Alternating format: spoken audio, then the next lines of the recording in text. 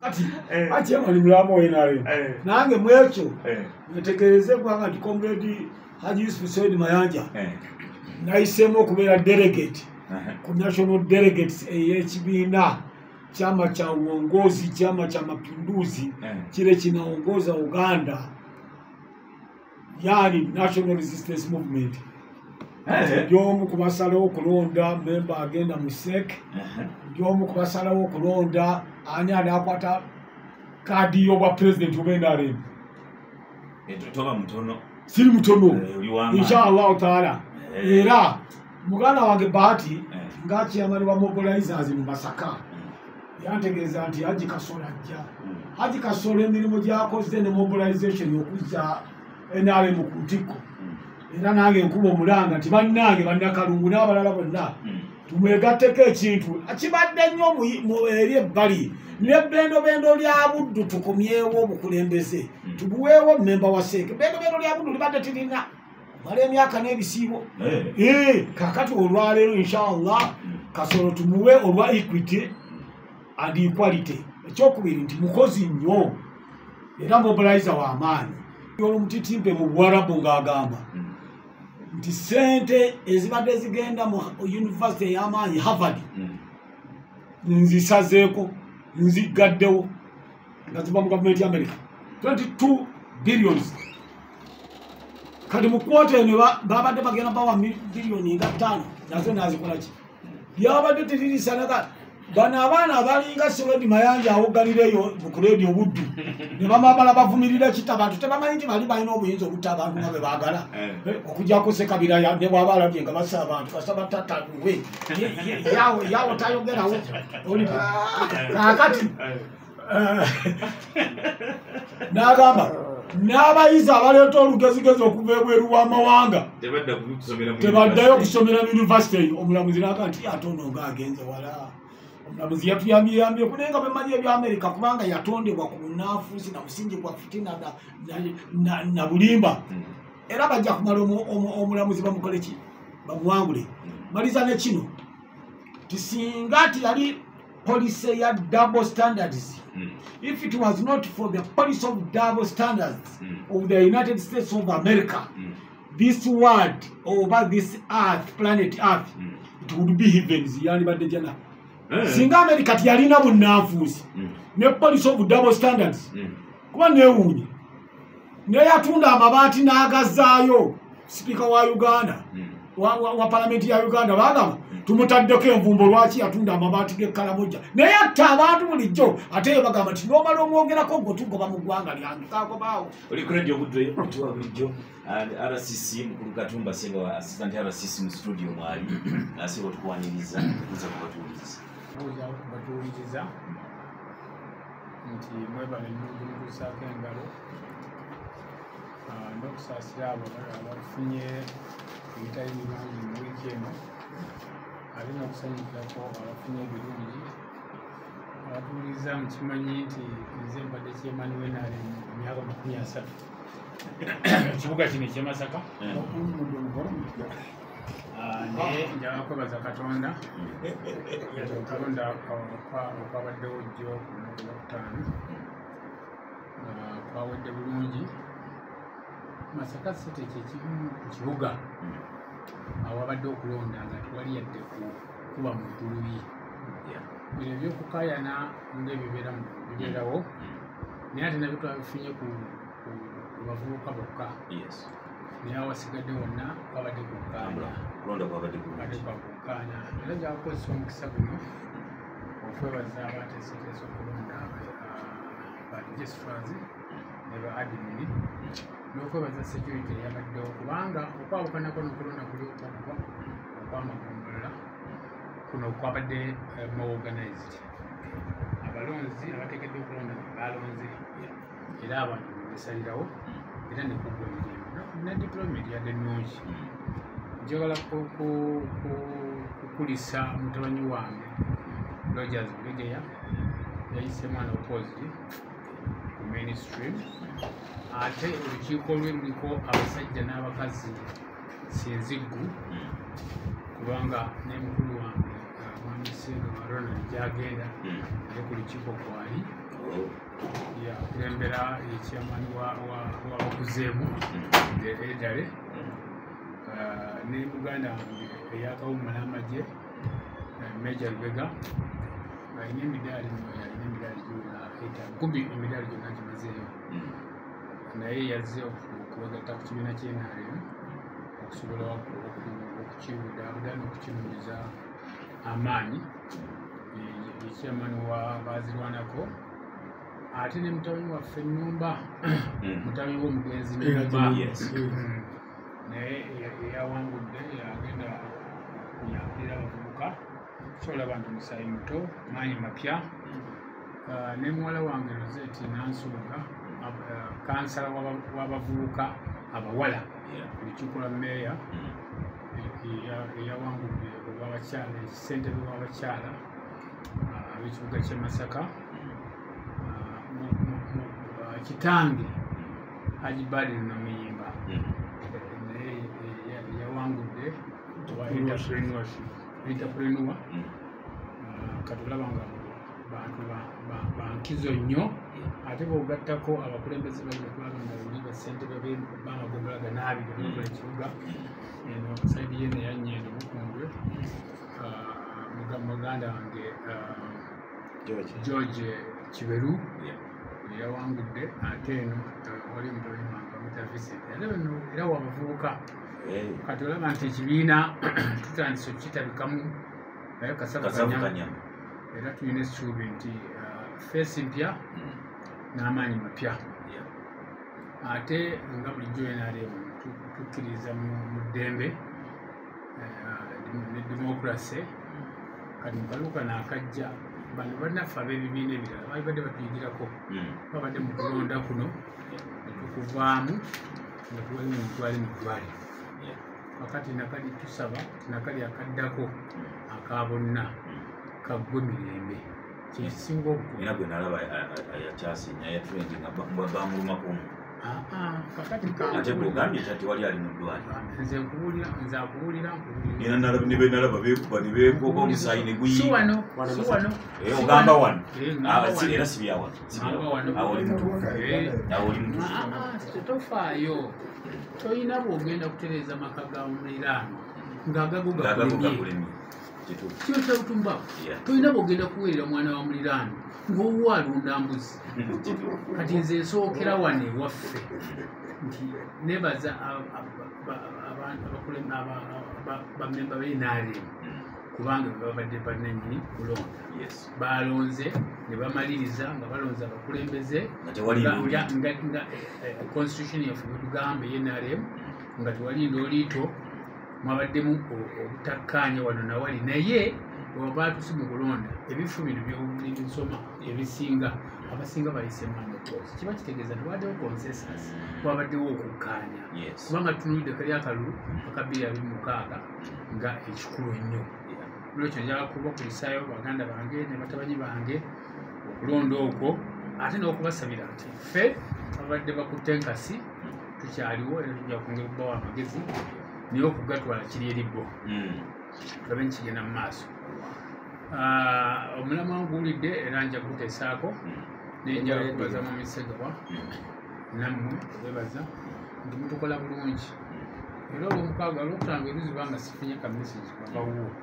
oluusi neeraliikiriramu kakati nkukubidde ku makya nendoza notegeera nti wabaddewo kitaliwo tonzizeemu nyinza okola nkamesiga tido emanyi kakati ono asomera ebbaluwa muki baasa so mwebale nnyo mwebalire ddala okutuwa omwaganya guno buli wiiki okusobola okubaganyako ebirowoozo ate mmwe abatuwuliza mumusinga okutuzaamu amaanyi bwe mukuba amasimu nammwe nemwongera okutuwabula Uganda yaffe ffenna olwaleero NRM yeri mu buyinza maybe mu myaka nga 7 mu maaso abala balibeeramu naye kaligire emyaka 12 egigenda mu maaso tukyagenda mu maaso nga bwe kyali luddawo ekyo kyoyogedde nga bwe kyali luddawo anti kakati abatuwuliriza muganda wange mutabani wange Ssekabira nga bwe kyali luddawa naye kakati nkubuuza ni mu Uganda kibiina ki kyali kikulemedde ku Uganda eno emyaka 40 kakati bwegamba kisoboka byonna bisoboka bisoboka biidhini rahman bisoboka kubanga bano bona nkulayirira tujja kudda wano nga mwami Ssekabaka ne Kyemanuel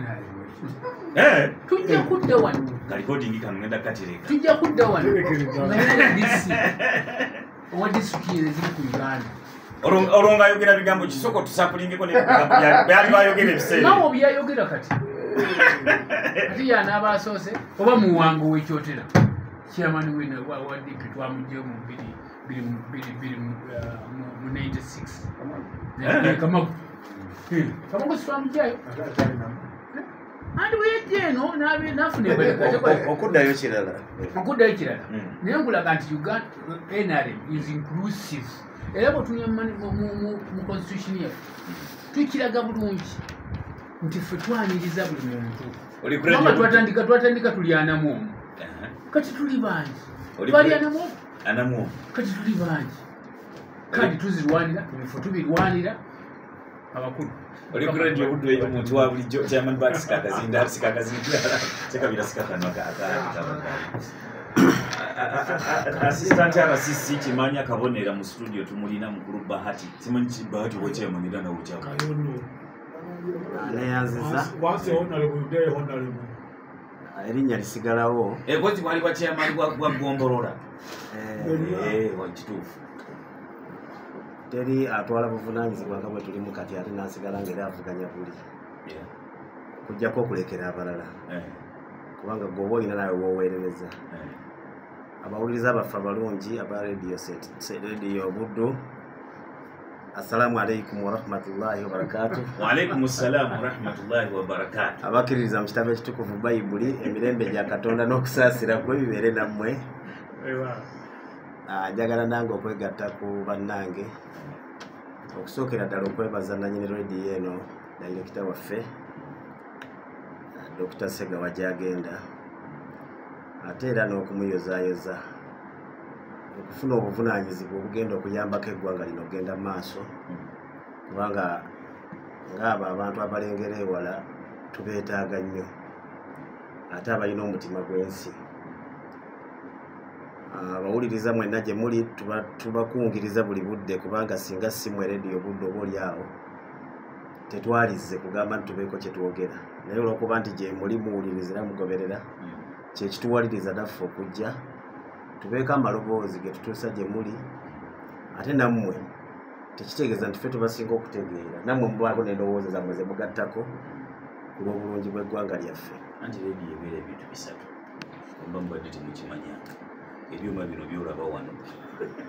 eyo rediyo ababyogererako eyo rediyo n'abawuliriza amaloboozi agava mu byuma bino kati ebyo byebisatu ebyo byebikola rediyo jakwebaza bannange betubeera wano netubaako kyetugatta ku ggwanga lyaffe kubanga nakyo kikulu jakuyozaayoza abaafunye obukulembeze mu kibiina kyaffe oba mu kibiina kya NRM ekikulembera eggwanga lino mwenna nsooka n'abaffe ab'Amasaka City wano nga mukulu wange bwagambye kulonda kwatambudde bulungi ab'ebyokwerinda mbeebaza abatesitesi b'okulonda nammwe abenyigiddemu mwenna mbayozaayoza bwe tubeera mu bintu nga bino ebyokulonda ajuuma avuganyizibwa oluusi anyiigira bamuvuganywa naye yabeera omu ku bavuganya ate era banyiigira so kitegeeza nti kyekireeta obuvumu n'okusanyukira obuwanguzi singa oba obufunye kubanga oba tolina gwovuganyiza naye oluusi oyinza n'obutasanyuka nti okoze eki nti ofunye obuwanguzi kakati ebyo byonna byalibadde byakwenyumirizaamu then n'ekirala nti bwe tuvuganya nga bino ebyekibiina nga tuli byanju oli bw'aba nga muwanguzi mu kalulu ako aba alina okuba nga tayeeya bw'awangudde wabula kyalibadde kimu ng'oli aga NRM oye kubanga buna buba buwanguzi bwa kiki bwa kibiina n'oyo ataawangudde kimukakatako okudda mu mugongo gw'oyo yakoze eki eyawangudde kati kyengambira nti obutamuyeeya kikulu kubanga omuyeeya ate muteekawo gaapu naye ate bwemuga nti NRM oye ne mugwangana mu bifuba kitegeeza mugenda gatta amaanyi ago ekibiina kigende kigende mu maaso yakuyozaayoza bonna bannayuganda bonna abayiseemu okulembera ekibiina kyaffe ekyenRM ate era mbasabe munoonye abo bonna be mwavuganyiza nabo mu kibiina mugatte amaanyi ag'okunoonya obuwanguzi obw'ekibiina okuddamu okulembera eggwanga kubanga gwe mulamu omukulu ate akuwagidde si mulabewo naye yabadde alina endowooza nti oba oli awo ye yasobola obuvunaanyizibwa obwo oba gwe yadde awagira yabukola ki yabusobola naye neyeesanga ng'akizudde nti naawe obukola ki obusobola so kati kugatta kugenda mu maaso abantu nga Dr. Segawa Haji Namuyimba Meja Lubega n'abalala tubeetaaga nnyo era tusanyuka olw'abavubuka baffe abakutte obukulembeze naye era tubasaba okuwuliziganya obulungi n'amagezi ago agayingidde mu bukulembeze obwo kubanga kimanyikiddwa nti bukadde maki magezi old is gold mukulu abuuzibwa liiso lya mukulu ewadugala wewakola ki wewalaba era nezivaamu omukulu zangala kati engeri gye bafunye omukisa nga waliwo abantu abakulu abo bakwatagane bulungi nnyo kijja kuyamba pate yaffe okugyongera amaanyi mu bitundu webadde tekola ki webadde tegalina nga eddoboozi lirimu era njagala bayozaayoza nnyo ate era n'okubasabira kubanga Katonda bateremu omukisa mu bukulembeze obwo basobole obutambuza obulungi kuba mu kutya Katonda amagezi mwegakola ki mwegasookera njagala tulina ebitundu ebimu byolaba nti okulonda kwayo oba oli awo kwajulidde naye bwe muba muwulira era yadde kwajulidde mubeere bakakkamu ng'eno gye bakimaze kubanga si yenkomerero yaki y'ensi ensi tegenda kukoma leero nolwekyo munoonye bannammwe muwuliziganye mugabane obuvunaanyizibwa tusobole okutambuza eggwanga lyaffe nga temulimu nsasage njagala okusaasira abafunye ebizibu ebitali bimu bonna Mukama Katonda nsaba bibavuunuse ate n'abo abafunye ebirungi nga babifunye mu makubo matuufu nabo mbajagulizaako nsaba Katonda ayogere obibanywerezaako nsaba Mukama Katonda ayogere otuwa okukkiriza n'okwagalana n'okumusinza kubanga kikulu nnyo nti ye tiyatutonda kwawukana ayagala nnyo tube nga tuwuliziganye era nga twagalana ate era n'okumusinza tumusinze nnyo kuba lyekkubo erituwa okumanya ebyo byennyini byakola ki bye yeetaaga tukole kubanga bwe tuba nga tumwesolwabye tetusobola kufuna amagezi gabimanya naye bwe tumwewa ate atulongooseza ekkubo lyaffe mbaagaliza okuwuliriza okulungi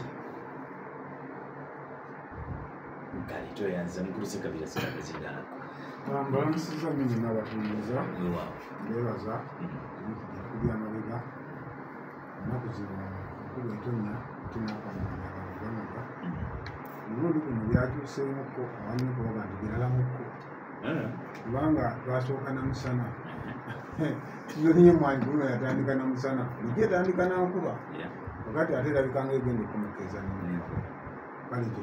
tekibadde kyabulijjo ekyokubiri yatandika bukyali kitabaddeewo ejjo etandika gwakuna nga bukwako kati yatandika gwakubiri kale byonna bibadde byanjawulo mu mwaka guno era nga mwaka gulabika nga gwanjawulo kati n'emisambagire mu kooti gibeeramu byanjawulo mwaka guno gwanjawulo ampuliriza biralamukko bwoba oyagala kunyumya ogenda kuba nemukooti mu maaso g'omulamuzi yiti uganda waliwo kitasoboka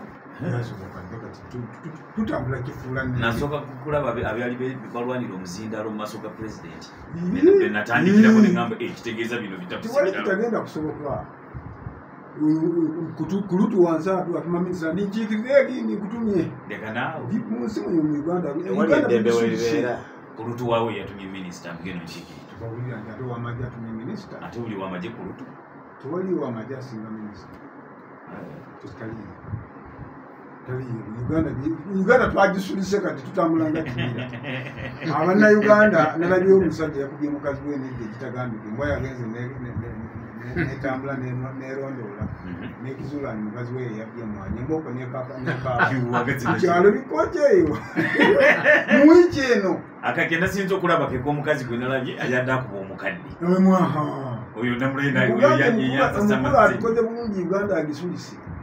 agisulise n'akamala omusajja bamutemye yabadde bbe mwanyi vubuka akalala kenalabye akasinza okunsasa mazeaka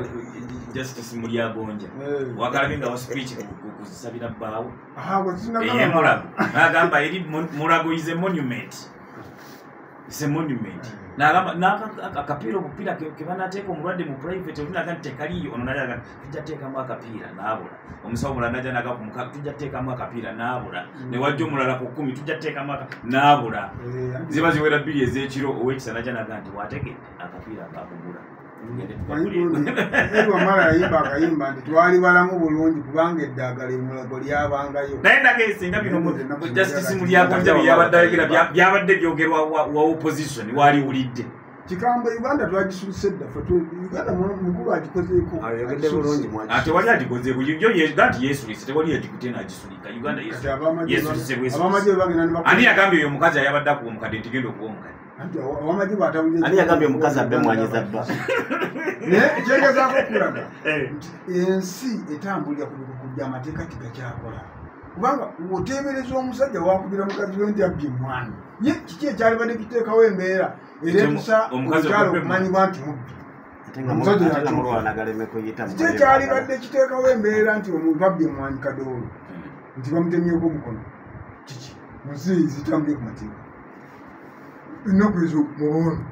ono kagakayitamu ng'agenda ewaabwe ebbaali akekyo kitengeeza battira waabwe mwanyi situgamba nti ababbi bateekeddwa okubba si kyetutegeeza naye tutegeeza nti Uganda etandise okubeeramu ebikulu ebitambuza obumenyi bw'amateeka olina akalala kowerabidde akalaga ensi nti yeefunisa omwogezi yabadde mwogezi wa CID forma naye yabadde akola ne poliisi yaku palamenti yabadde mu maaso g'omulamuzi nga poliisi emuvunaana mbu yagenda ku mukutu gino emigwanira wano n'agamba mbu agenda kuba President Museveni peevu nga bwe bagenda musangawo bagenda mukuba kapeevu abakulu bagikozeeko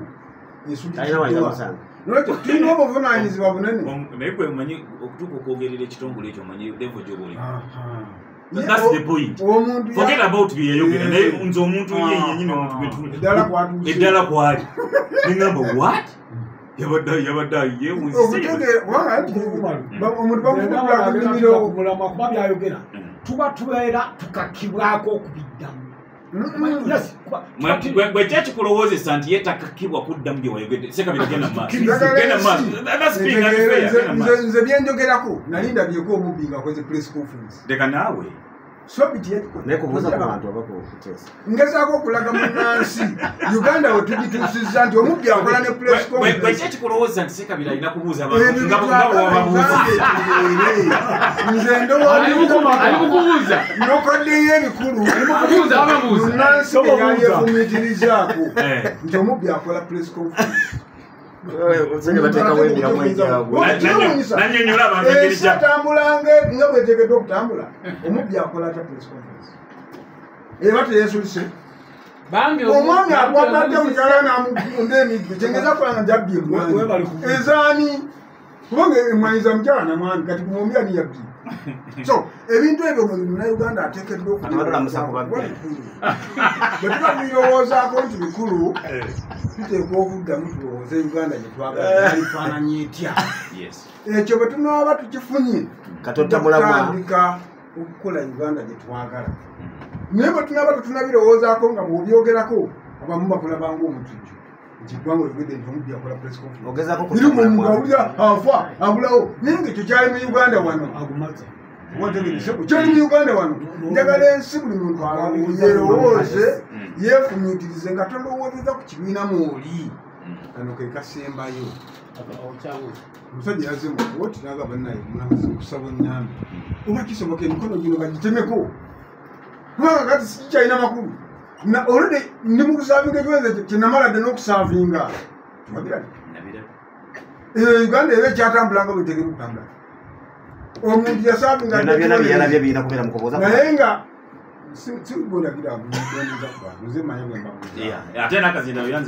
so kakati abantu balina okuddamu ne beerowoozaako ne beefumiitiriza uganda ki buli muntu gyali ampuliriza uganda ki gyoyagala bwona kirowoozaako ojja kutandika okukola ebituufu nze muna pff ndi munakyotera njagala buli awulirize yenjogedde ku lwa uganda byefumitirizeeko temunona kunjigiriza munyango nze kenyini nsobola oyinza notubayo nga nze musomesa